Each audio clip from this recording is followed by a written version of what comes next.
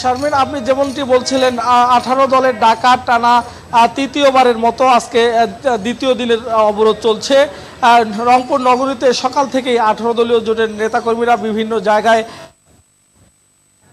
সমর্থনে পিকেটিং এবং মিছিল করছে। আমরা জানিয়ে রাখছি যে আগামীকাল ছাত্রদলের পক্ষ থেকে রংপুর বিভাগের 8 জেলায় সকাল সন্ধ্যা হরতাল আহ্বান জানানো হয়েছে এবং আজকে দুপুর 1টায় দলীয় কার্যালয় থেকে ওই হরতালের সমর্থনে আগামীকাল সোমবারের হরতালের সমর্থনে তারা একটি বিক্ষোভ মিছিল করেছে। এছাড়া শারমিন, আজকে সকাল 6:30টার দিকে পায়রা চত্বরে জামাত শিবিরের নেতাকর্মীরা রাস্তায় পেট্রোল ঢেলে কিছুক্ষণের জন্য অবরোধ তৈরি করে এবং সেখানে বেশ কয়েকটি ককটেল ফাটিয়ে আতঙ্ক তৈরি করে।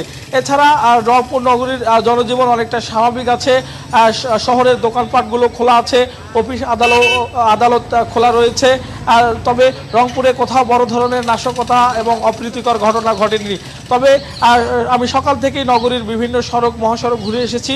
সেখানে সড়ক মহাসড়কে দূরপাল্লার কোনো যানবাহনই চলাচল করছে না।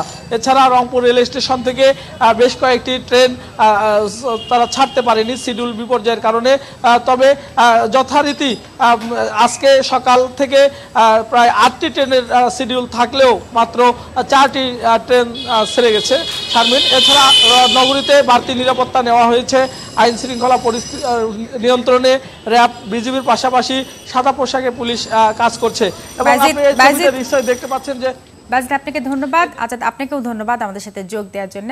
দর্শক, চট্টগ্রামের হরতাল এবং অবরোধের খবর জানাচ্ছিলেন আমাদের সহকর্মী আজাদ তালুকদার এবং রংপুরের অবরোধের খবর জানাচ্ছিলেন আমাদের সহকর্মী শাহ বাইজিদ আহমেদ।